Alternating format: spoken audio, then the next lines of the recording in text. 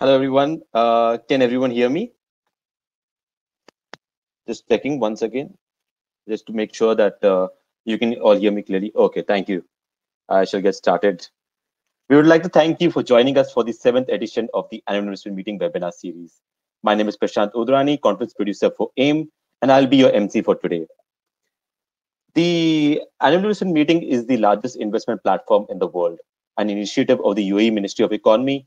AIM has been promoting a healthier global economy by linking investment opportunities to fast-growing economies under 6 key pillars: foreign direct investment, foreign portfolio investment, small and medium enterprise, startups, and future cities, with a special event, One Belt, One Road. This webinar is brought to you by Etihad Credit Insurance, the UAE's federal export credit company. Etihad Credit Insurance provides solutions guaranteed to help UAE exporters and businesses navigate through this difficult time. To find out more about ECI offerings, please email info@eci.gov.ae. Just a few housekeeping notes before we get started. If you experience any issue in your audio or video during the webinar, just refresh your browser and that should take care of everything. We would suggest using Chrome, Firefox, or Opera. If you have any questions during the panel discussion, please type them into the question box in the control panel on the right-hand side of your screen. If the question is addressed to a particular speaker, please do mention their name at the start of the question. If you have a specific question, if you like a specific question, vote for it under the question tab so we can address it to our speakers. In today's webinar, we will cover the topic, Importance of SME Partnership in Post-Crisis Era. Our speakers will be covering the following points. How effective are partnerships in helping SMEs reach out to a global market? What are the strategies to find the right partner after the global crisis? How can SMEs overcome the challenges today and in the post-crisis era in terms of forming SME partnerships? In today's webinar, we have 2 keynote addresses from prolific speakers, followed by a panel discussion, which will be led by Honorable Giulio Centemero. He is the chairman of the Parliamentary Assembly of the Mediterranean Panel on Trade and Investments. Mr. Giulio Centemero, I would request you to join us and set the stage for the webinar. I'm here. Thank you for introducing me. Thank you everybody for being here. Good morning. My name is Giulio Centemero. As they already said, I'm chairman of the economic panel of the Parliamentary Assembly of the Mediterranean. Just few words to introduce the PAM, the Parliamentary Assembly of the Mediterranean. The Parliamentary Assembly of the Mediterranean gathers 34 member states of the Euro-Mediterranean and the Gulf region. So Dubai is one of our focus, actually, although we're on a webinar, so we're scattered around the globe. And we are engaged in fostering security, socio-economical integration, and in particular, for example, financial inclusion, exchanging among SMEs around the Mediterranean, and so on. I would like to highlight that micro, small, and medium-sized enterprises and startups generate more than 90% of new jobs in the Euro-Mediterranean regions, and they represent 99% of businesses and employ 2/3 of the entire active working population in the EU, where I am right now. We're facing the COVID crisis. We're facing new challenges. I don't know in your geographies, but here we are noticing that the demand, of course, went down. And the biggest problem for companies is the liquidity. As a PAM, we are working on financial inclusions. And last year in July, we launched 3 projects. 3 projects to, more important now than before, 3 projects to foster entrepreneurship in the Mediterranean area. The first one is a startup market platform project for the whole area. The second one is a venture capital fund focused on impact investing on the area. And the third one will be a fund of funds also focused on entrepreneurship.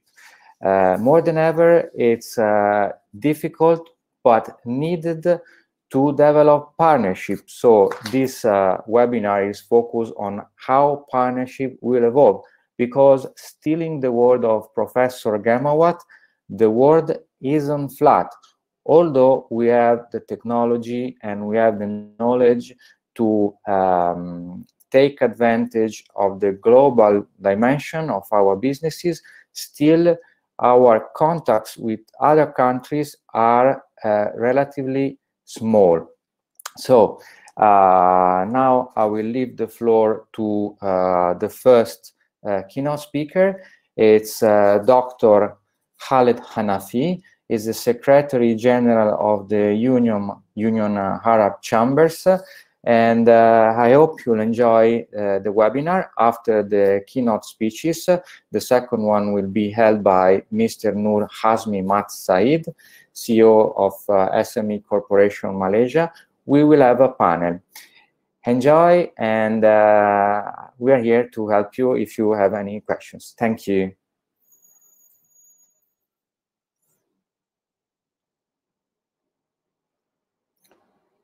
Is Ms.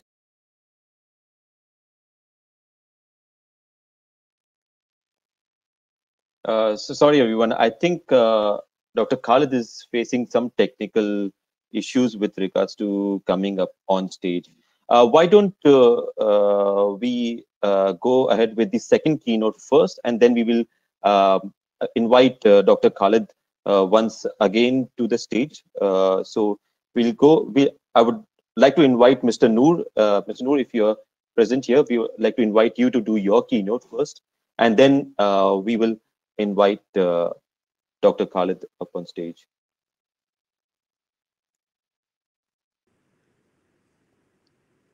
Hello, Mr. Noor. Hi, how are you? Good. Yeah, stage is yours. Okay, thank you. All right, Assalamualaikum and good afternoon to everybody. Ramadan Kareem to Muslim. First of all, my name is Azmi. I'm from SME Corporation Malaysia. SME Corporations is an agency under the Ministry of Entrepreneur Development and Cooperative in Malaysia. We act as a central coordinating agency that overseeing SME development in the country. Therefore, we promote and coordinate SME development activities and growth. We undertake research into SMEs, and also we provide business advisory to SMEs. In a way, we are bridging between the SMEs and the associations and the government, and we report to the National Entrepreneur SME Development Council in development of SMEs in the country. So let's define first, when we talk about SMEs, how we define, how we call a business entity SMEs or not. Business establishment, we can define it either is informal, micro, small, medium, mid-tier, or large business. Definition of SMEs differs according to economies. Different countries have different definitions. Often these definitions circle around revenue range and also number of employees. And in some countries, they're also applying paid-up capital as one of the indicators to define SMEs. For example, like Malaysia, we have definition for manufacturing and also definition for services and other areas based on micro, small, and medium size. And globally, SMEs, the characteristic of SMEs quite similar.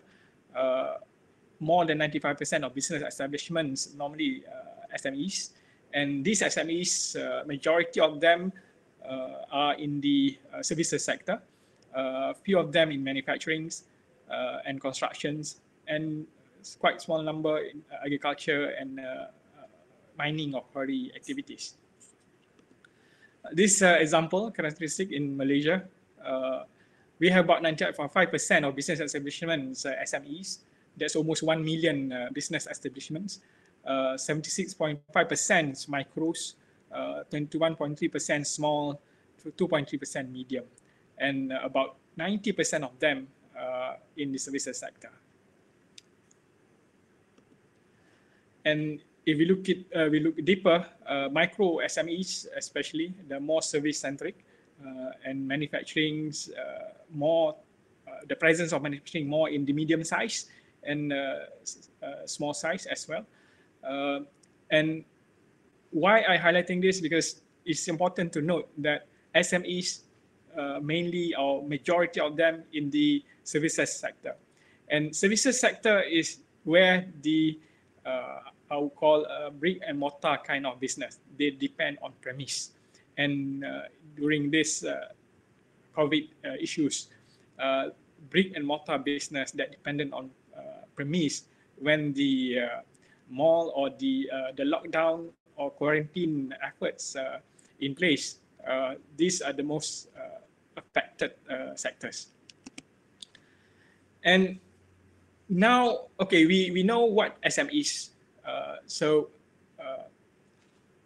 Then how we measure SMEs, how they contribute to the nation.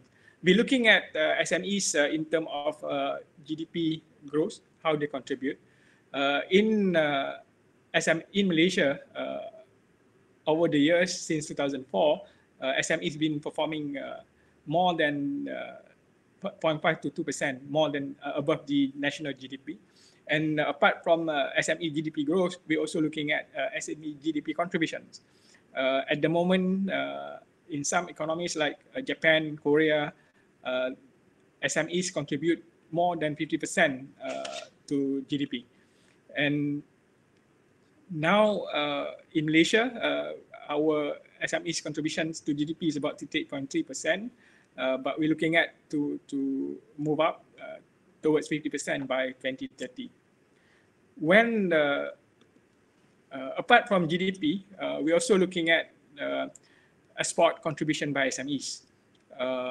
It is a moving target. Normally, we target to increase SMEs contribution to export, but since it is moving target, if large companies perform better for that year, even though SMEs perform better, but normally it doesn't show. But you can see here, for example, like Malaysia, although there are significant, there are increase in figures, but in terms of percentage, still remain the same, 17.3%. Okay, SMEs and employment. How significant SMEs in job offering? As mentioned earlier, in Europe, for example, 90% of job offerings by SMEs. It also true in other countries. Like in Malaysia, 66.2% of job offerings come from SMEs. And in a way, we can see, or we can say that SMEs is the main job contributor to any economies or any countries. So looking at this perspective, where we have significant, how significant is SMEs? One is we're looking at GDP contribution by SMEs. If we have a good, we want SMEs to contribute more to the GDP. We want SMEs to do more export, so that it can contribute to trade balance. And we want to maintain employment by SMEs, since it's the biggest job creator to SMEs. Apart from that, SMEs is also being 95%, above more than 95% of the business establishment in any country. The economic value chain, where SMEs reside. If you don't have SMEs, although you have big companies that control 50% of the GDP, but you need SMEs to distribute your product. You need SMEs to ensure the product goes towards your consumer. along the supply chain. So this is where, when talking about SMEs, partnerships, we're looking at partnerships, not just, we heard of a public-private partnership, but also we're looking at public, private, and people partnership. Because there are significant link between private or SMEs and the people, and also private SMEs and the public, the government sector. And looking at the COVID-19 pandemic, when we, at the early of 2020, January, or even 2019, December, we forecast that 2020 going to be a better year compared to 2019. That was before the pandemic. Then after the COVID-19 kicked in, and most countries globally, we are going into lockdown and also quarantine. So, and up till now, post-COVID impacts, we are still not clear. And the vaccines, we're still looking for the vaccine. And until we have vaccines, we can say that we may stay in the current new norms. And the main, or among items that being affected most is the tourism industry. And we know that tourism, the first hit and the last to recover. And in the manufacturing sectors, production stops. And I mean, once the MCO, the lockdown and imposed, the whole supply chain stopped globally, and domestic supply chain also disrupted.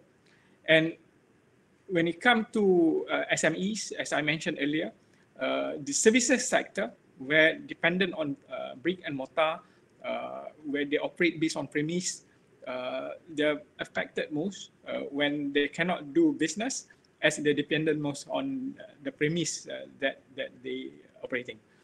And apart from that, when we stop, or when the lockdown imposed, the business stopped, but unfortunately time doesn't stop. So time of essence in contracts still continue.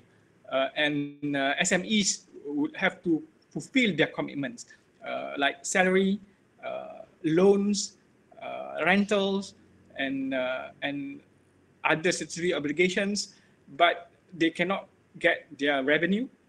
Their business doesn't, the cash flow doesn't circulate, and that's has been the issues in most of the SMEs face. And now we're moving towards at the end of the control measures, and we're going towards restarting back the economy. And there are restart issues like fund to restart and other things. Now we are moving after a long period of lockdown or quarantine. We are now building up new habits, habit change. And we can see that consumers now, or most of the people globally, we working, or we moving from screen to screen. And we also do less spending, and we do our digitalization activities, or we are forced to digitalize our business, and the business now getting decentralized, and everybody, when there is this habit change, scenario change, this call for business reform or relook at the way we do business. This apart from the SOPs and standardizations norm that we are facing at the moment. Okay, post or during the lockdown, and also post the lockdown, we are balancing between health and economy. We have done, or in some countries, working on the flatten the curve of the pandemic. We now are able to control the spread, but we're still waiting for the vaccines. On the other hand, on the economy, we need to contain, or we need to stop unemployment. Since SMEs contribute mostly towards the employment in any country, assistance for SMEs to retain employees need to be done. And this is first to the government. It will help if there is unemployment, there'll be a rise in social issues. If we keep the employment still within the employment, we may avoid uprising of social issues. On the other hand, for business, when the economy recover, they don't have to retrain or train new employees. They already have trained employees that they could use or they could work with. And majority of informal micros or small, they are based on day-to-day activities. So these informal micros and small, they are the first to stop. I mean, they can easily stop their business and they can easily redeploy their business.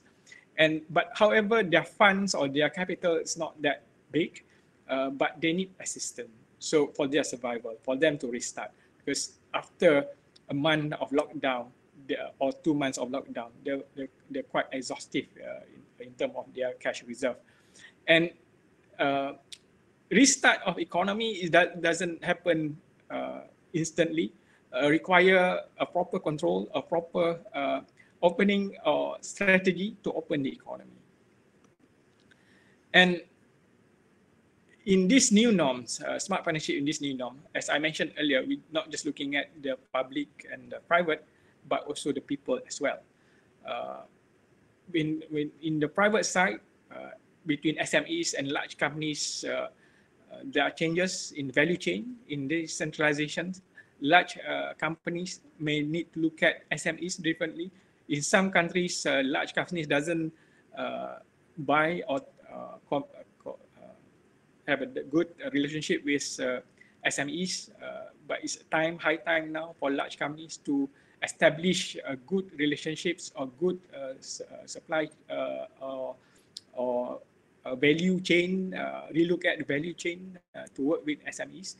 And if the SMEs, the government or SME strength or activities retain, give a good chance, or you give a good or easy to restart the economy, and which will give a good feeling to the people, which is good to the public or to the government itself. And SMEs need to be sustained. So, I mean, effort to ensure survival of SMEs, so that employments can be maintained and workers remain having their jobs, so that the further social issues, social stability could be maintained, and health control at the same time, health control need to be implemented to ensure efforts in flatten the curve of pandemic, COVID-19 pandemic maintained. And since I believe not just in Malaysia, in all other countries, SMEs forced to digitalize, not just SMEs, but the people also now digitalize the apps, systems, online norms now. So this is a new scenario, and where requires partnerships, new form of partnership, new way of doing things. And with these ecosystems, we need to ensure, we need to looking at like new blank sheets, how we want to collaborate, or how we want to partnerships between SMEs, large companies, informal sectors, the government, when it comes to economy, to the people, when it comes to employment, and also people also important when it comes to purchasing.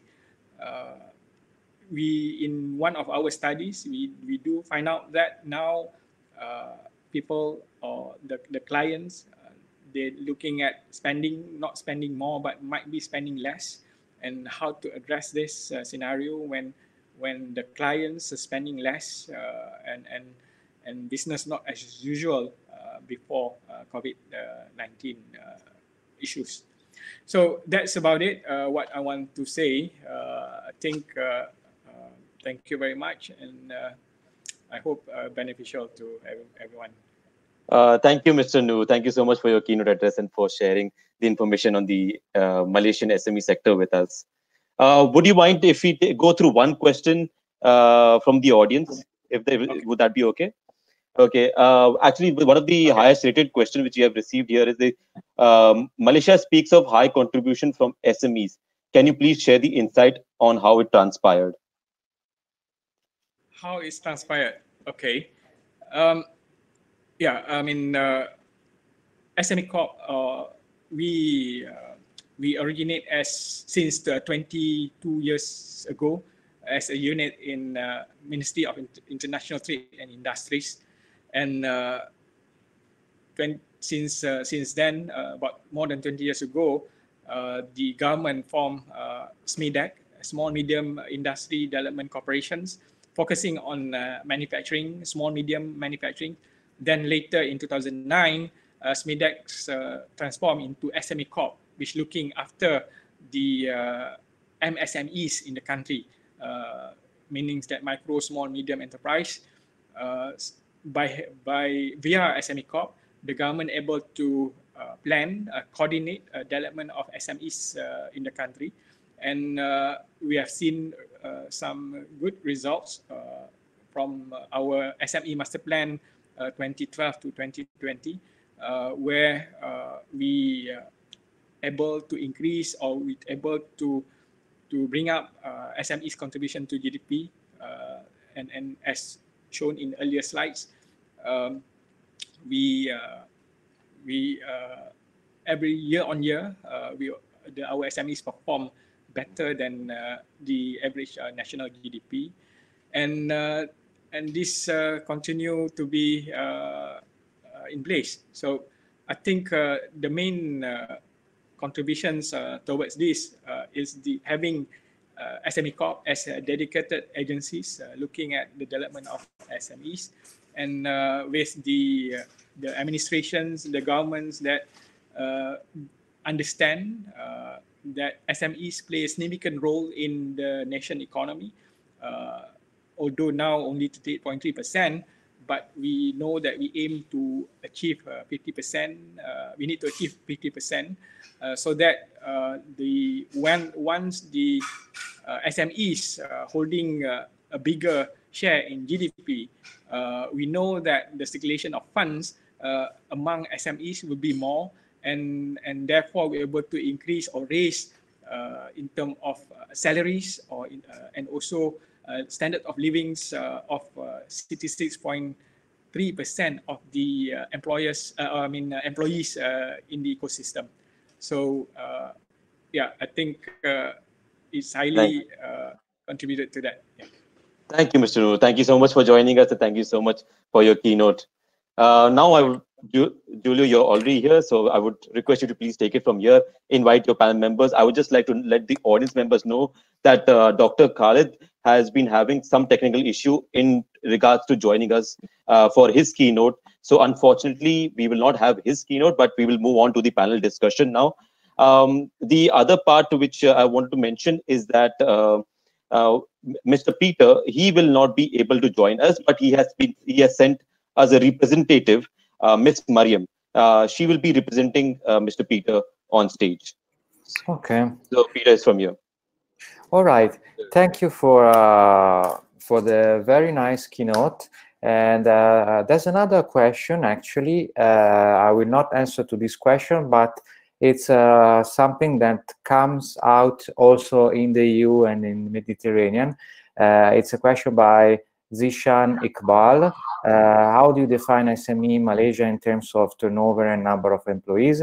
This is a good question also because we are discussing especially the threshold defined by the EU, but also there are different definitions in all the Mediterranean countries. And it's interesting also to hear others' point of view. Anyway, I will now go on as a moderator and introduce the guest. So there is His Excellencies Ayman Sejiny, CEO of the Islamic Corporation for the Development of the Private Sector, Her Excellency Madame Virginie TICHA, President of the International Federation of Consular Chambers for Africa, and Honorable Peter Matubi is the one substituted by Miss Miriam. I think we see her, and Mr. Massimo Falcioni, Chief Executive Officer of Etihad Credit Insurance. I forgot to say that Miriam, substituting Honorable Peter Matubi, represents the East African Business Council. And I would start from Miriam. I would pose, I will do 2 rounds of questions. Each you can take about 3-4 minutes to answer all questions. So we will leave a little space for Q&A at the end of the panel. So Miriam, good morning. As they say in Swahili, Jambo.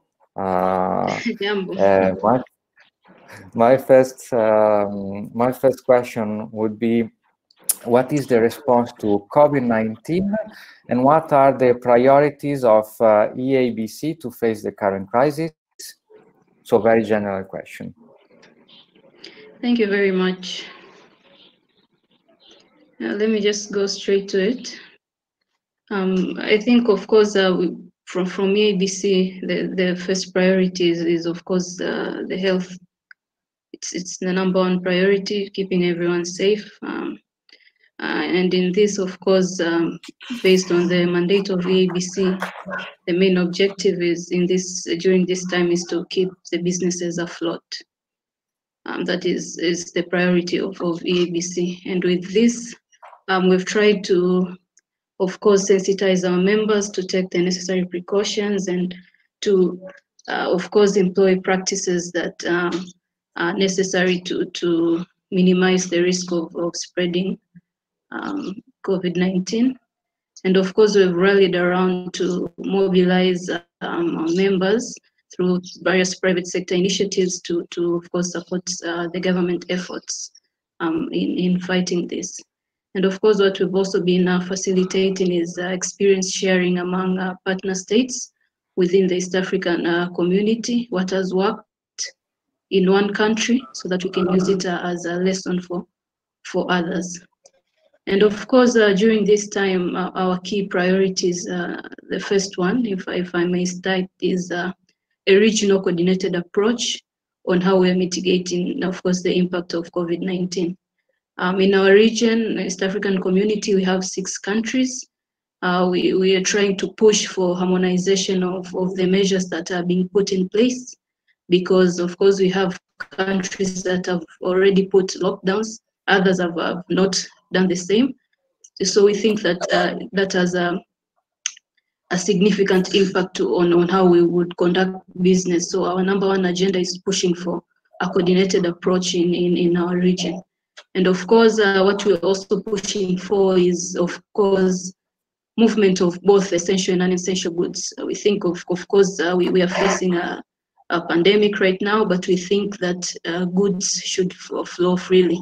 And of course, this is not only limited to the essential goods, but also the non-essential goods, because we only have, in our region, we only have 2 countries that are the gateways. It's only Tanzania and Kenya. The other ones are landlocked. So we think it is important to ensure that there's a free movement of goods. And of course, similar to this, we are pushing for, of course, liberalization of the skies in line with the Yamoussoukro Agreement. Of course, most of our countries are still dependent on imports from Asia and Middle East. So we think that we should push for open skies. So for example, if Ethiopian Airways is landing in Kenya to pick up goods, they can also do the same to Rwanda and Uganda without, of course, paying for the extra costs. And in this also, we've seen during the pandemic that various sectors have been emerging, especially e-commerce, e-payments, and of course, manufacturing of essential goods. So what we are doing is curating and of course advocacy for facilitation of these important sectors that are really crucial during this time. And we've also pushed for, we've seen that essential goods are quite important, and time is really of the essence. So we've really pushed, of course, mobilizing SMEs to really produce essential goods during this time. So the focus is also on import substitutions on the goods that can be produced in the region. And of course, similar to this, on facilitating movement of cargo within the region, there also another focus has been to advocacy for the government to, of course, invest in health workers so that we ensure that cargo moves freely, efficiently, and effectively. So those are the current priorities that EABC is pushing for during this pandemic. Thank you. Thank you. Thank you, Miriam. Ladies first, we'll go to Virginie TICHA. Bonjour. Bonjour. So the first question would be, what measures were taken by your federation and your federation members to tackle the COVID-19 crisis, or also very general, to give a picture of your actions? Thank you so much. Good morning for everybody. As I say, my name is Mrs. TICHA. Regarding the action plan that we have taken to support SMEs regarding the COVID-19 situation, first of all, the organization for the last 10 years, we was giving priority to the government project, which is more focused on public and private partnership. And our target was to mobilize investment resources. And honestly, we find out on the ground, we need more strategic approach for SMEs. So definitely, I think we anticipate before the crisis that we set up last year investment platform focused on the SMEs development in the continent. And our objectives was to develop some fintech solution with the United Nations Economic Commission for Africa, including African Union. So I can say it's totally it's come on the right time, because when we see that in Africa, 80% of our economy, it's come from the SMEs entrepreneurs. But we cannot also compare the African SMEs with European or Middle East SMEs, because they don't have the same kind of level. We can talk also, in African size, we can talk SMEs related to the startups almost. So I will come more later in action plan that we have put in place more is in fintech, because we need to quickly connect our SMEs with the global economy, and definitely the leapfrog will be the best action. So so far we have a crowdfunding going to take place very soon with the local bankers in Africa. Excellent. And we are also looking to bring our startup, especially in agribusiness, agriculture, because it's a key sector where we can quickly address, first of all, for the local need, and of course, bring those SMEs to trade on the global, on worldwide level. So our action plan is more focused on fintech development solution for SMEs to get access to the finance, and we need to build also a new ecosystem. And the main engagement for us is to build a predictable model. What does it mean? That we need to use the existing data information to anticipate as far that we can. We know that this pandemic will not be end today, so we need to put that predictable action plan for 2 years minimum. And definitely the fintech, the digitalization will be the best way for us to go.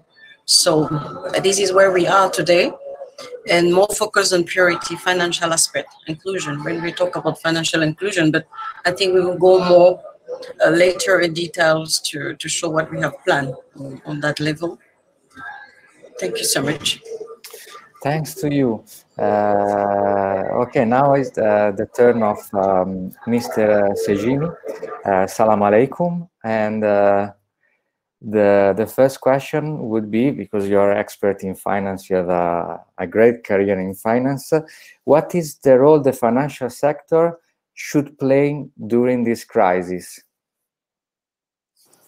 Well, the financial sector should be able to fix a process between them and the clientele base, whereby you stay closer, of course, to the client, provide proper SME financing, and focus on COVID-related projects or transactions, because that's the need right now to tackle that requirement.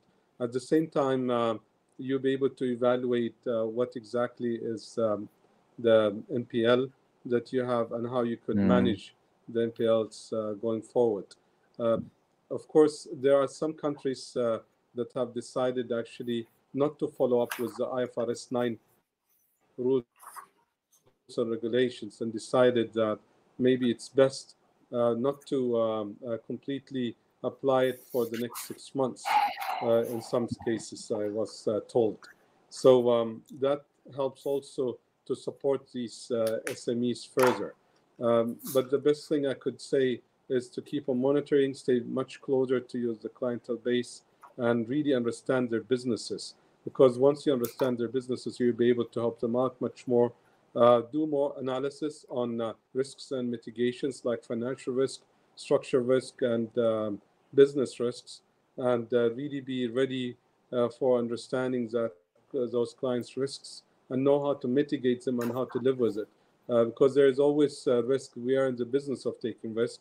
This is an ultra risk that probably the world hasn't experienced before, but nevertheless, we should be able to at least be close enough to understand how to manage it and mitigate it. Yeah.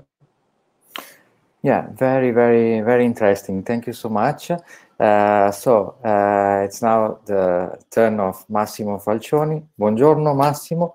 And the first question will be, export is certainly one of the most jeopardized activities by COVID-19 crisis. And it equally concerns both surplus and deficit countries. Italy is a surplus country, but a lot of countries in the Middle East, for example, are deficit countries. What could be a robust and effective response to this crisis in export? Assalamu alaikum wa rahmatullahi wa barakatuh.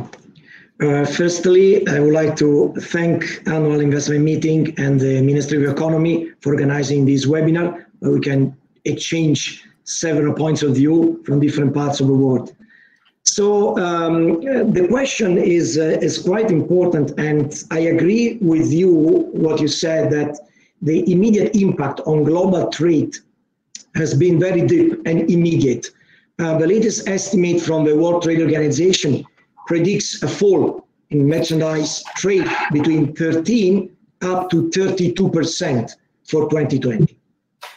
So even if we go at the optimistic end of this estimate, we would expect a decline in excess of what we have seen in the former crisis, if you remember, in 2008, 2019. So the widespread physical lockdown was brought some industries to halt completely their business and is strangling others, with disruptions in supply chains, aggravating both supply and demand. So this disruption, combined with uncertainty and plummeting cash flows, are putting pressure on corporates' liquidity, and especially the SMEs, which are the most fragile, increasing credit risks and ultimately driving a spike in defaults and insolvencies. Now, very important was the activity from the governments. So the governments put in place several monetary policies, first to inject liquidity through the banks, and then they put in place also some fiscal policies in order to reduce the burden of tax and fees, in order to partially compensate the impact of the activities shut down.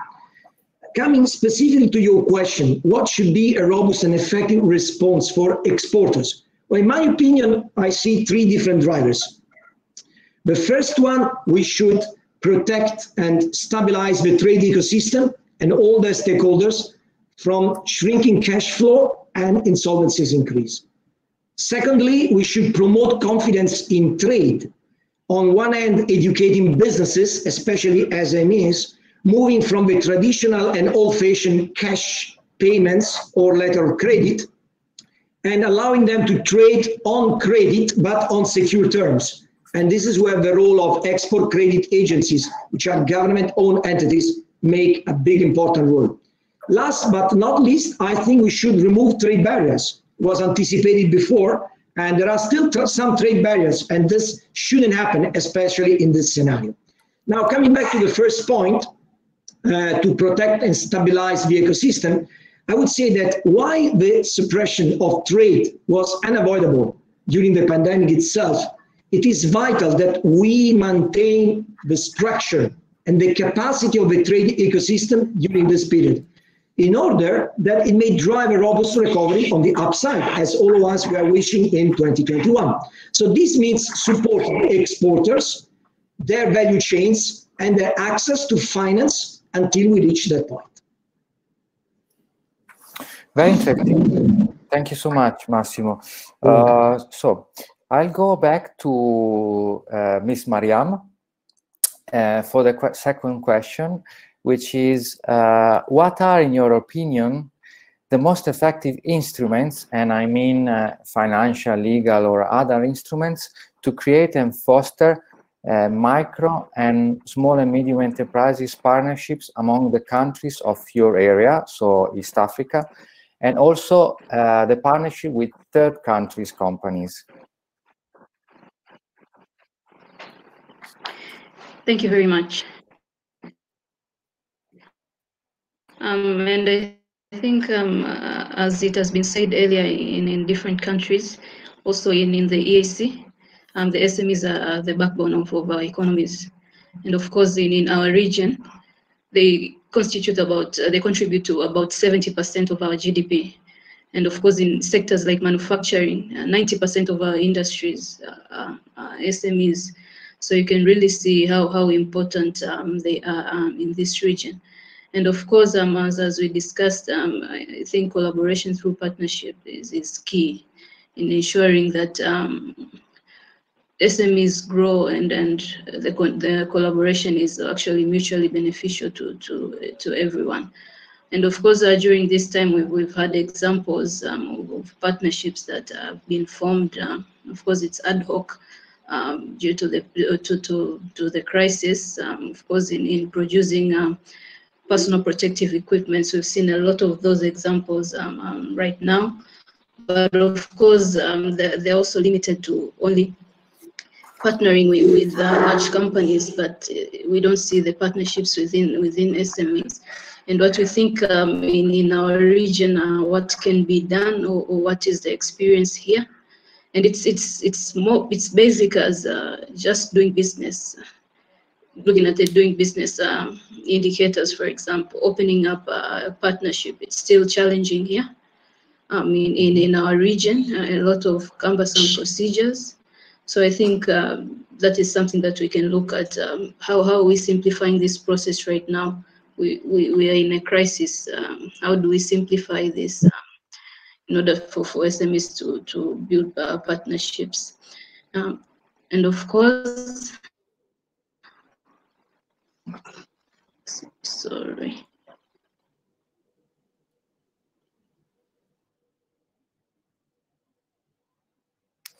Okay, I think we lost Miriam. We'll go back to her as soon as she comes back. I would ask then to Virginie, Virginie TICHA, the second question. My bad, I didn't know there was an organization of consular chambers, but I know they're very important, especially I witnessed the importance of consular chambers. Miriam is back, so Yes. Miriam, do you want to finish your... Sorry. Yes, sorry for that, it has started raining. No problem, no problem. All right. Yes, so I think the first point that I've already raised is simply the process of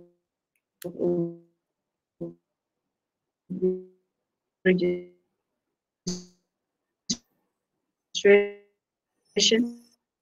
And I think because in our region, most SMEs are in the manufacturing.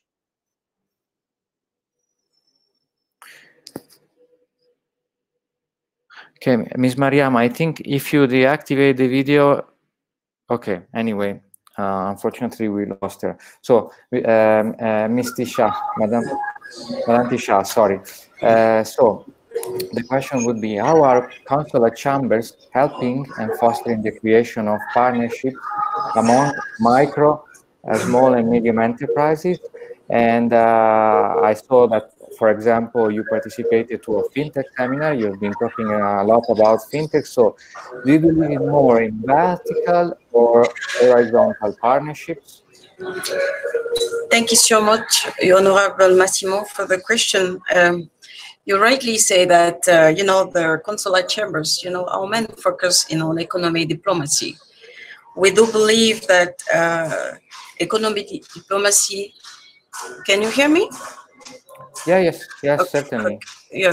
So we do believe that economic diplomacy is the best way to go when we want to develop the trade relation. And of course, you can include the bilateral and multilateral partnership in the meantime. So definitely, when you put that target on economic diplomacy, you need government, you need private sector, both together. And of course, you need someone on between. That is why the consular chamber is there. So the role today, when we see that we need to create that ecosystem, I think we already work. For us, it's something that we are challenging for the last 10 years, but I can say we almost move on it because we was working with many African countries to find the best way to build a new ecosystem when it's going to economic development. As everybody knows, that many countries in Africa, they are on the debt trade because of the traditional way of finance. So we need also to put in place, and for the last, let's say maybe 30 years, in Africa economy, there was no place for SMEs. It's always about the biggest project, infrastructure project development. And we forget that part of as population, they are the one who drive economy. And if we take African SMEs, you need also to take 50% of those SMEs who are in the informal sectors. It's also give more difficulty to support them and to help them to go, because you need to identify them. You also need to see what kind of contribution they're bringing on the economy. So far, this activity we was working for the last 10 years. And what we have put in place is to take the government project, which is the impacting project, which we talk about sustainable development goals. And the government have different countries, the different African countries have an agenda. So what we put in place, we have to find a partner, international partner.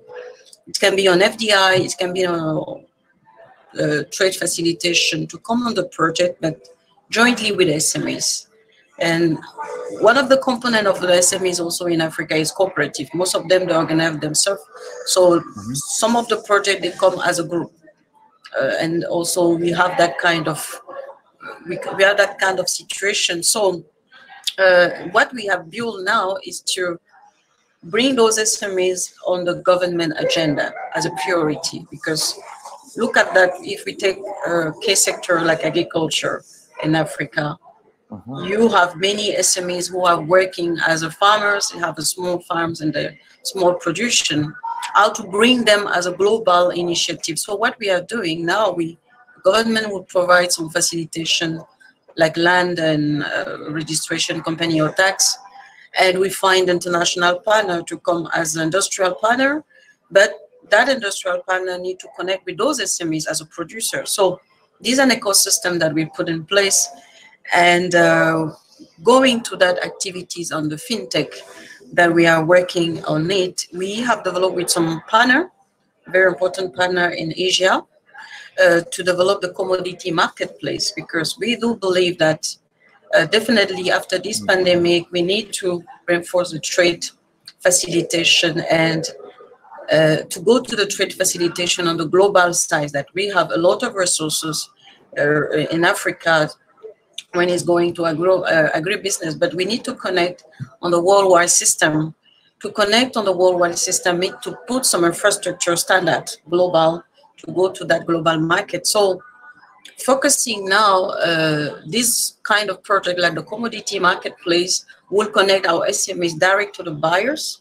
This is what we are working now. And if you talk about this trade facilitation, you can including systematically a fintech, because we are talking about this payment transaction. I was happy that we talk about the traditional letter of credit. We have to forget that part, because most of those SMEs, they may not even have a bank account. You have to think on that. Yes, but they produce, they have their own system of economy. So slowly, we are putting them to become, let's say, not, I'm not going to use the term to say to get a bank account, but we are putting them to use a fintech solution, because like a prepaid card, like a, let's say e-payment, like a wallet, because we have to identify them and bring them to the system. But when you bring them, those SMEs on the system, you need a bigger company, even on the fintech, who can drive them. So we do believe in that shareholders and stakeholders, we can say stakeholders engagement. Stakeholders engagement be that we need the biggest company who is very good on trade to drive those SMEs. We also need to organize the SMEs underground to follow this leapfrog that we need on the economy. And of course, we need the government to come on the pipeline with the policies and make sure that we are also building a system together and no one will be stay behind. It's easier to talk like this, but when you put on the ground, it's very difficult exercise. But we are happy that many partners, including in Middle East and Asia, like Singapore, they're supporting a lot of the initiative. You know, I was happy that you talk about Malaysia SMEs, because Malaysia, like Singapore, those two countries have focused a lot early on the SMEs development strategy. So we almost followed it, that kind of approach. And then we are sure that before the end of the year, the commodity marketplace will be state. We are working in a regional aspect. We started in West Africa. Probably next will be Eastern Africa. But we believe that this is a way to go, because, and of course, if the fintech solution is existing, we can be able to raise the fund to support those SMEs. And of course, some of them can also be connected directly with the investors. This is what we are doing now. So, yeah. Thank you. Thank you. Thank you so much, Ms. Tisha. I would go on with Mr. Sejiny. And the second question would be, as a ICD, what is the typical approach to create and improve partnerships? Will your approach change after the COVID crisis, or it will remain more or less the same? Well, thank you very much. Basically, what we have done, we have increased our partnership. In this way, we have started actually working together within the group. Is my voice clear? Yes, yes, absolutely. Yeah, perfect, because I was told earlier it was actually not that clear. So basically, we as a group, Islamic Development Bank, have worked together now into helping in executing projects and especially supporting COVID transactions, whereby the Islamic Development Bank the group from an extent of having a platform, and that platform provides direct access by governments to apply for what is needed as support, and then they will be able to get the funding. And we have connected it with blockchain. In this way, we can know exactly where the funding is going to and where it's exactly is being supported to, and that's been has been done correctly. On the other side, we do work together with global development banks that are also taking care of the private sector, and we are ensuring that in transactions. But now, more than ever, we're working together, especially on COVID projects, and we're exploring together where we can help and where we can ask others to join a particular transaction or a particular requirement or request that we have received. Nevertheless, Partnership, I believe, is the game before COVID and has to continue to be the game going forward. Just for information, the need for development funding globally is around $4 trillion. Meanwhile, all of us as development institutions barely cover $200 billion. But by working together and accessing capital markets, we'll be able to expand that requirement and close the gap that is there and in existence. But also by working together and in partnership, it helps a lot in knowing the markets. So for example, we have 119 financial institutions in our network. Some of them we have direct ownership in, and they are in the countries that we have as member countries.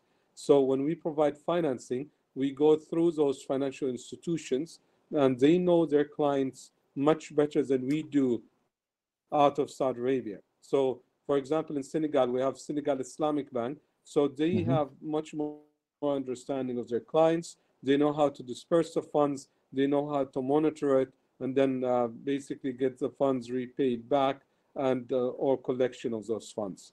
So it makes definitely much more sense, because the importance is now more than ever before is to work together as partnership and be as close as possible, as I said earlier in my talk, to be closer to the clients and really understand them, understand what they need, make sure that the risks and mitigations are understood well, and there's comfort. Because a bank in Senegal, for example, is much more understanding or understands much more their clientele base, their economic environment. They understand what's happening and are much more comfortable with transactions, let's say, than being far away and speculating or maybe getting reports here and there and maybe misunderstanding. But when you have it on the ground, understanding on the ground, it becomes much better. So this is very important partnership that we believe has to continue, and it's always going to be in the future. Thank you so much. Thank you so much. Very interesting answer. I would ask the second question to Mr. Falcioni. So, Mr. Falcioni, you have been working in a cross-cultural setting for years. Do you think different approach should be adopted by your industry in different regions or with different cultures? Yes, definitely. I think so. I think that cultural diversity is a key driver to develop successful organizations. And in this scenario, I consider it vital to learn one from each other and how to manage this global challenge. History can teach us many lessons if we are open-minded and humble to read the learnings from the past crisis.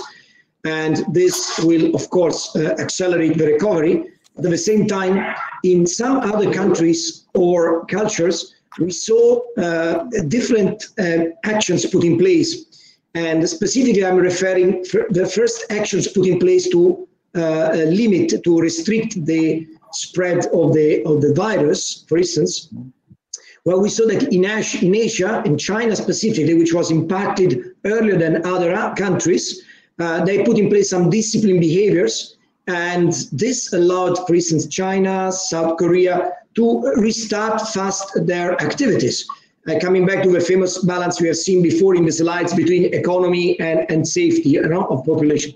So there are some learnings from there.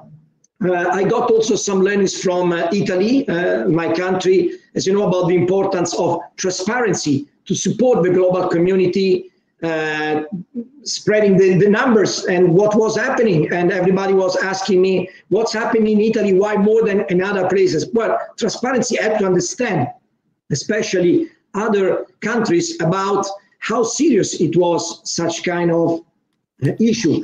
So again, and on top of this, I would say that I was absolutely impressed by the courage in the frontline doctors working 24/7, and without hesitation, I have to say, they put their life at risk in order to save other lives. So to restrict the pandemic, there were a lot of learnings. Now, in our sector specifically, governments, so I'm talking about the export credit agencies, put in place many initiatives, specifically in Europe. I want to mention Germany, and there is an interesting learning. where the government backed the German export credit agency Hermes with $30 billion specifically to support and ease access of SMEs to funding, and especially to export credit funding. And this was a very important initiative which followed by BPI in France, which is the ECA of French government. It has been put in place also by UK, by UKF. And in UAE, to be honest, we are learning about that, and we are learning from all these initiatives. So His Highness Sheikh Mohammed bin Rashid Al Maktoum, the Prime Minister of UAE and ruler of Dubai, has just launched a 3 days think tank with more than 100 federal and government representatives in order to rethink the new strategy, because of course this pandemic shows us that we need to be very, very strong in terms of protecting health, protecting food, and protecting economy. And these were 3 key vital pillars that are an objective to be developed during this think tank, which will be 3 days, 3 full days. Again, I think that learning from any geography, it will be very important. Being together, we can be stronger to face this, and learning also in our sector what has been done by other governments is already inspiring us. Just to mention 2 things, initiatives we put in place. One is to create an additional guarantee for SMEs to access bank funding. So we specifically can guarantee the loans offered by the banks to support the SMEs, not only to export, but in general to trade. And as you know, the major difficulty for SMEs specifically is to provide additional guarantees. They have already provided all the guarantees they have. So, and actually we put in place an additional guarantee. So we will support the SMEs, and in case of difficulties, we will repay the loan to the bank. This was one initiative we saw in other geographies, and we immediately implemented. Another one, and I'm telling you something new, you will see in the newspaper in the UAE and in the Gulf in the next days. We are synergizing with other government entities. So for instance, today I signed a partnership agreement with the Abu Dhabi Fund Development Export Department, which is called ADEX. So the sovereign fund actually can put some money, inject some money, can lend some monies to exporters, and we can provide our guarantees in order to ease such kind of contribution from the sovereign funds to access the SMEs. Because it is important to budget some important amounts, but it's also important and be sure that these initiatives then they go to the SMEs. And because sometimes there may be some obstacles to them. One obstacle is education. Some of them, they don't know what to do. And I would really invite all SMEs which are connected here to talk to all their stakeholders, talk to the banks, listen to the government initiatives put in place, and leverage on their business. Because to face this situation that, as was said before during one intervention, it's not a short term. It will take maybe minimum 2 years to plan to recover and regain, something which will be closer to a normality. And we have seen that for the former crisis, that the trade didn't achieve the same level that was before 2008, 2009. So even after there was a recovery, it never reached the same level. So it's a long marathon, and they need to be equipped. And SMEs are very important. They need to change the way how they do business. I would say something that sometimes is unpopular, but the romantic view of entrepreneurship, I mean, it's over. It's time now really to get the full support. And we are here actually. A government has put in place a lot of initiatives with sovereign funds, export credit agencies, and in order to support. And the reason for us is very important, especially in the UAE, as has been mentioned before, the importance. UAE represents 82% of employment in private sector in the UAE and 45% of non-oil GDP. So we are really a shield and a support to all of them, but it's very important that they have also to approach us and to come without hesitation and without fear, and we are here to support them. So this education we need to try to do in the market on top of the providing funding and access to trade credit. Okay, wonderful. I'd like to ask Miriam if she wants to finish the answer she was giving, or if she was done, we can go on the Q&A. But Miriam, please, would you like to go on your answer, because the line cut through? Yes, so just shortly, I think the experience in our region, which is not advanced as most countries, and I think something that we also need to do in terms of access to finance for SMEs is actually most of the financial institutions here have not tailored their products to support SMEs.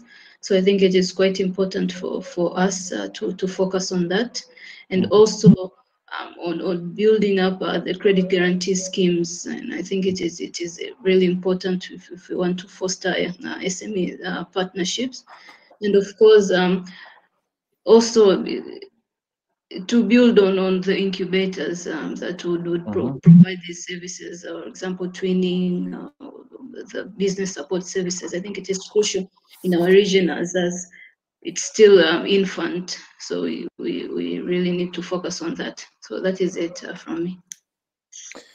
Okay, wonderful. So we have a bit of time for a Q&A, and then we will head to the conclusions.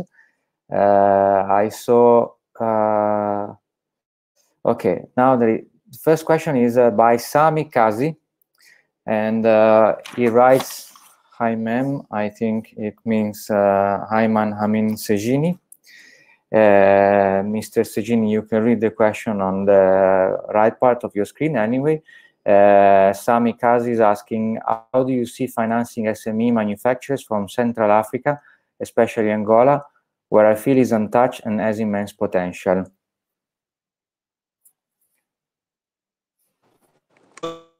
The way how we see the financing capabilities all depends on the project and the factory itself, but we are open to look at in our criteria, then we'll go ahead with it.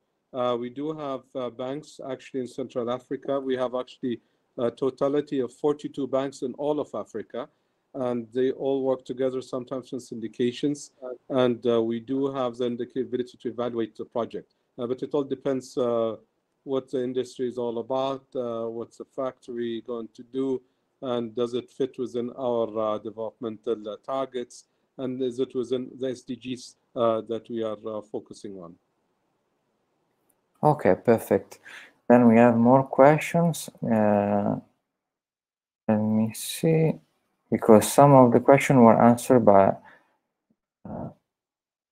okay, they were specific on Malaysia. So there is another question to Mr. Sejiny by Zishan Iqbal, but I would ask also the other guests to, if they have any answers to this. Okay, Mr. Sejiny went away. Anyway, the question by Zishan Iqbal, we will do it later then. Okay, Mr. Azmi. Yeah, I'm back, and sorry about that. Ah, you're back. So there is a Mr. Zishan Iqbal asking, as ICD has earmarked any specific funds for SMEs in its member countries to face and navigate through these challenging times, not to mention, you were talking about MPLs, can be jointly addressed through credit insurance. And this last part, I would ask also Mr. Falcioni to comment, because it's also his industry. Sure, we do have actually pointed out from our side as a group of Islamic Development Bank, 2.2 billion from member countries, and specifically ICD has $250 million that's specifically supporting member countries and to support carding. Does include actually guarantee lines that could support some of it. Now, from an insurance point of view, I leave to my colleague to answer that one. Thank you. Mr. Falcioni, would you like to comment on this? Yes, well, there are many initiatives from the government, as I mentioned before, which put several budgets available. In the UAE specifically, as I mentioned before, we have the Abu Dhabi Fund Development, which put a budget just recently announced of $150 million. I would say that Etihad Credit Insurance, so the export credit agency, which I lead, we have introduced now $250 million of revolving credit lines, and these credit lines turn 3 times as an average. So these are at the moment guaranteeing non-payments of export for approximately a little bit less than $1 billion from several sectors, which could be steel, aluminium, and food, and healthcare. And then there are other initiatives. For instance, there is the Khalifa Fund also, which is supporting specifically UAE national companies.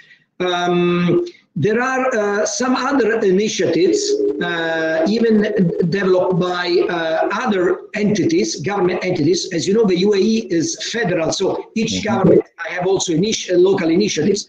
But for sure, the one I mentioned are the biggest at the moment. And there will be many others, because as one of the questions which I saw before, someone asked, it was interesting. It was said, but okay, government supported for the phase 1 of this pandemic. But if there is a phase 2 and the pandemic continue or it become worse, what the government will do? What's the strategy for SMEs? Well, I would say that I'm quite sure there will not be a phase 2, but there will be a long phase 1, I would say. We are not out of phase 1. We are still there. It will be a long story. Many economists like to describe the crisis in 3 ways. Like a V means that we go down and then we immediately recover. And this is not the case. We need to be crystal clear. And some of them says it can be a U curve. So it can be we go down as we went with the lockdown and everything. Then it will be some time where the economy will remain flat. And then it will be an immediate up, which everybody wish, but is quite challenging.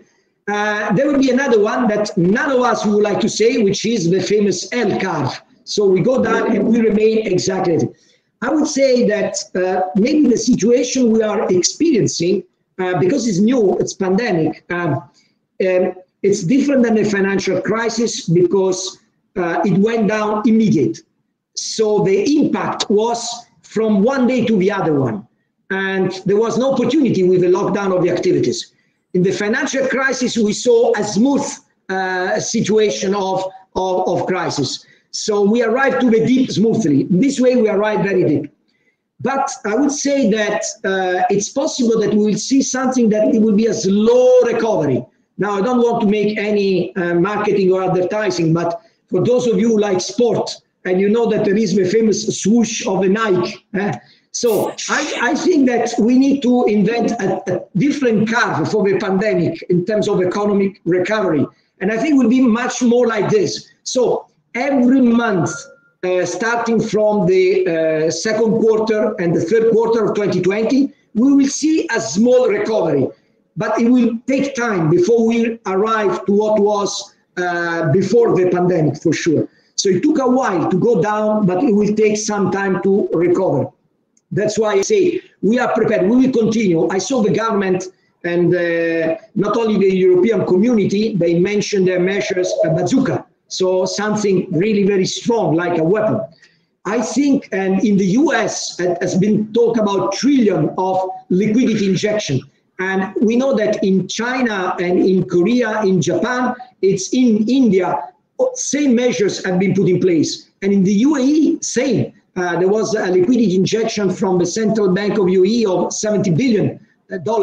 So again, we will continue, and the government will continue to sustain, as now I'm using a sentence from another Italian, very popular, very famous which was the central bank, UAE central bank general manager and director. And I would say, whatever it takes, we do any initiative from the government to protect the economy and all the stakeholders. Yeah, whatever it takes is in fashion also now, basically. So there's another question, and I would ask Virginie, TICHA, and Miriam to answer it. It's quite general, but it would be interesting to see the focus on their parts of Africa. So it's by Mohammed Uznain.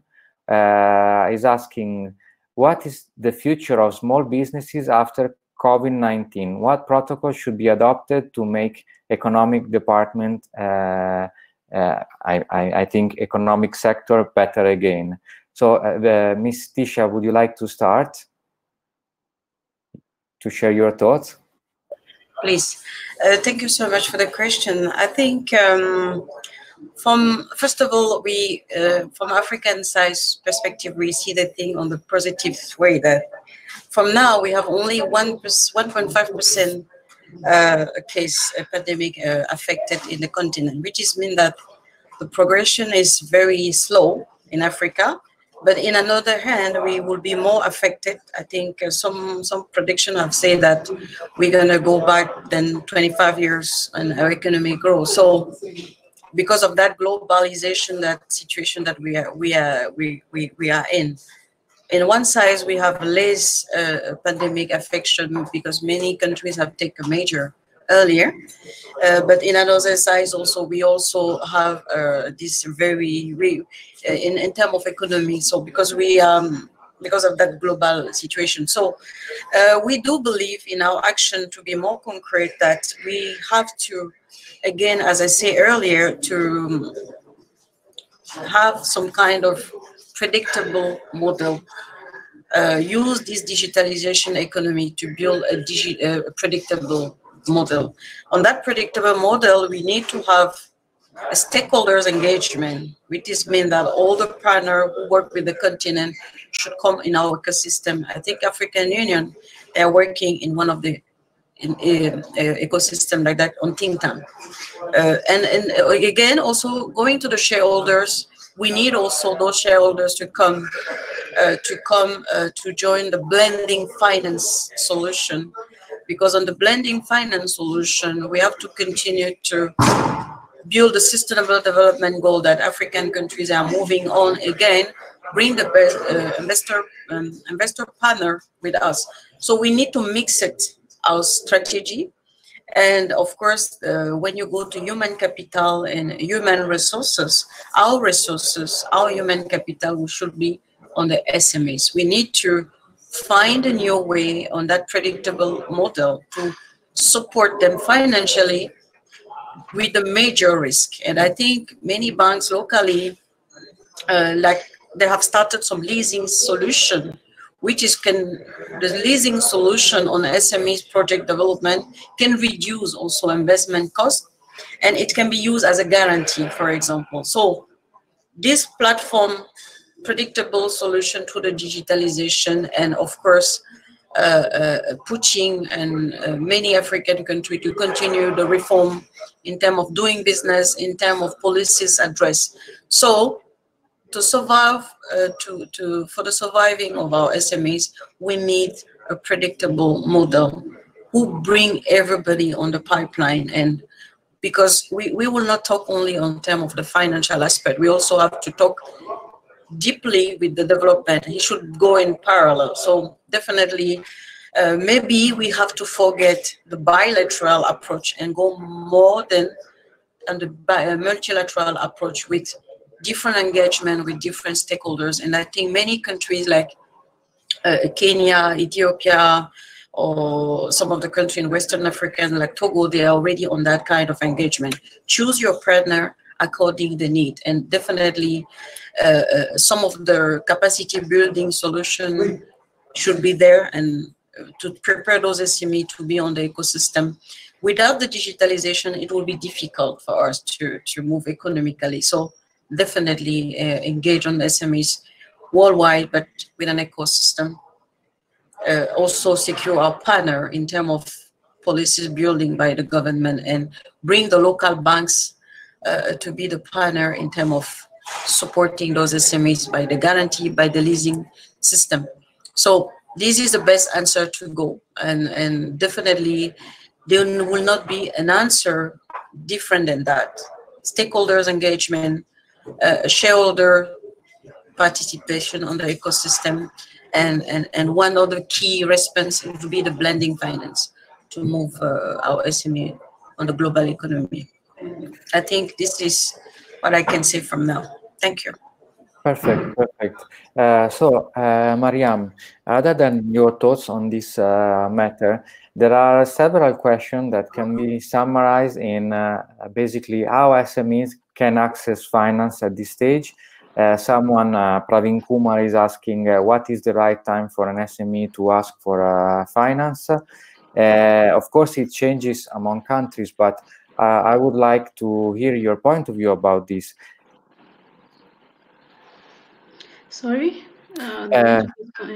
Yeah, for some part of the public is asking, for example, Praveen Kumar, or also there was another person from Europe, I think, asking how can SMEs access finance at this stage, and what is the right time to ask for finance for SMEs? I would like your point of view, especially in your part of the world, in the countries where your organization operates. Thank you very much. I think, as the previous speaker that said, Africa, and specifically East Africa, has not been affected relatively to other parts of the world. So, for example, in our region, we've seen SMEs actually capitalizing a lot on this. They've been diversifying into what is needed right now. We've seen, for example, those are transporters that are using motorbikes right now. They've converted into delivery services. And of course, we've seen other manufacturers right now producing sanitizers and other PPEs. So I think they've capitalized a lot. So I think, for example, in our region, it is the right time to access finance right now to build the capabilities on dealing with what we have right now. And I think, as the previous speaker also had mentioned, is that we will recover, but it would be slow. So I think what is needed right now is to pump in the resources that we have to actually keep the SMEs and businesses afloat. Thank you. Okay, thank you so much. There were some specific questions, but I see, for example, there was a specific question to Mr. Falcioni, and he replied directly on the chat. I think the time of our Q&A is over, and I see popping up the MC, so it means we have to head to the conclusions. I took note of some of the things the panelists said, and I will just say a few keywords. And for Ms. Miriam, one of the priorities is cutting the red tape. There is also one question, for example, by Folk Föll, if paperwork and due diligence are required to get the funding. So cutting the bureaucracy is one priority according to Miriam, and also according to international investors, as far as I know. And then another priority by Miriam is harmonization and liberalization of rules and liberalization of trade, which we witness also in the PAM, in the Parliamentary Assembly of the Mediterranean. And she said something that was not mentioned by other panelists, which is creating incubators locally.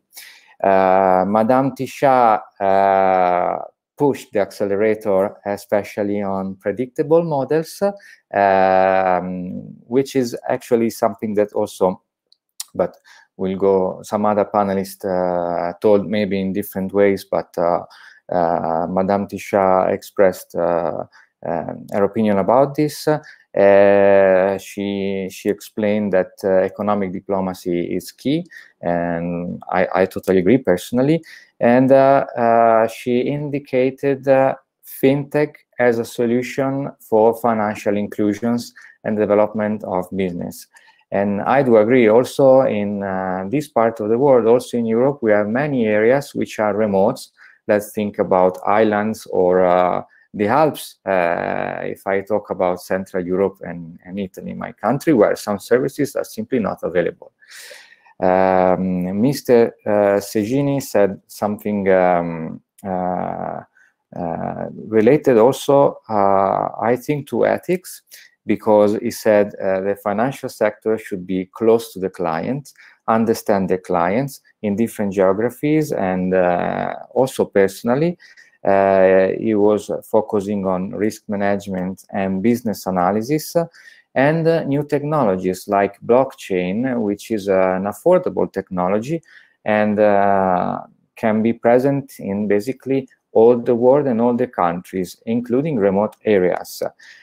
Mr. Falcioni clearly stated that we have to protect and modernize the ecosystem of export, also through education. Education, of course, is key for everything. We have to learn from other experiences, which sometimes we don't do, especially as politicians, we don't do. But we have to be humble and to learn from first-comer or the ones who experience the problems before us. And I would say that's it. So these were the keywords of our panel. It was very nice talking to you. I hope you bring home, especially the public, bring home important key concept. I personally am more optimistic than what I am sitting in my office and watching TV, because I see a lot of proactive attitudes all around our country, so a big portion of the world, and I'm sure this is the same globally. And I wish Ramadan Kareem to our Muslim friends, and I wish also, it was yesterday, but happy Mother's Day to all the mothers attending this meeting. So thank you so much, and thank you for the organizers. You're very welcome. Thank you. Thank you so much. Thank you to all of our panel of experts for joining us today and for taking the time from their schedule to share their thoughts and perspectives with us. I would also like to thank Etihad Credit Insurance once again for sponsoring today's webinar. If you would like to have more information about the services Etihad Credit Insurance has to offer, please visit their website www.eci.gov.ae or email them at info@eci.gov.ae. I would also like to thank our audience for joining us today and for sending their questions. The link to today's webinar video and presentation will be sent to you via email. We are conducting a short survey to get your feedback on today's webinar. The link to the survey will be shared to you via the chat and via email. To register for our next webinar scheduled for the 14th of May 2020, please visit our website www.aimcongress.com/webinars. Also follow us on our social media channels to keep yourself updated. Thank you all once again, and I look forward to seeing you on the 14th.